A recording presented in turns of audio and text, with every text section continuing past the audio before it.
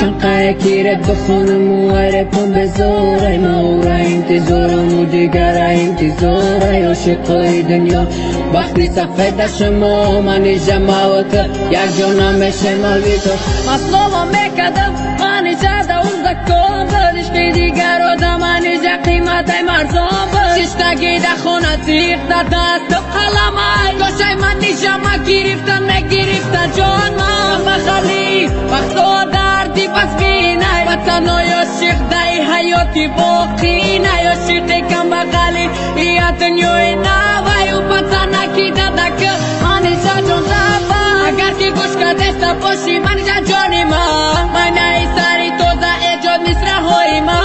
بوی مایدچه اوه بوی حرام دستر پشه و روز بکردی که برام کسی لوکه کی غاف ماشینه کی بلند در پشی ماشین من جا جان سر بلند آهون بگید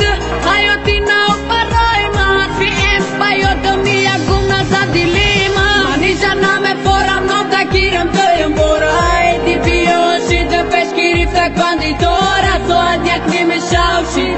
ایدی بداره دی لوار باسکه خشی گوش کنی نداره من جا نمیفورم نام تگیرم دویم برای دی بیاشی در پش گریفته کندی داره ساعت یک نیمه شوشی ایدی بداره دی لوار باسکه خشی گوش کنی نداره فضل پاک بچی مقصد دل ما پوردی خرسم دی و حیات ما خش رو قیمت خوردی نولای ما صدام تازه تاجیکستان آخی ما میگیرد آخی مبریت حرام میستران اقصای دفترم خوشه دال یک دفرم من گفتم منیجا اوینده بشم سرم آهول بگیده حیاتی نا برای ما حرفی این بیادم یک گم نزد دیلی ما آهول بگیده حیاتی نا برای ما حرفی ام زیاد میگم نزن دیلی ما ای تنگه تو سد برگه سری خم دیلی رفا دیلم سراخ شید حرفی ام ده بر ما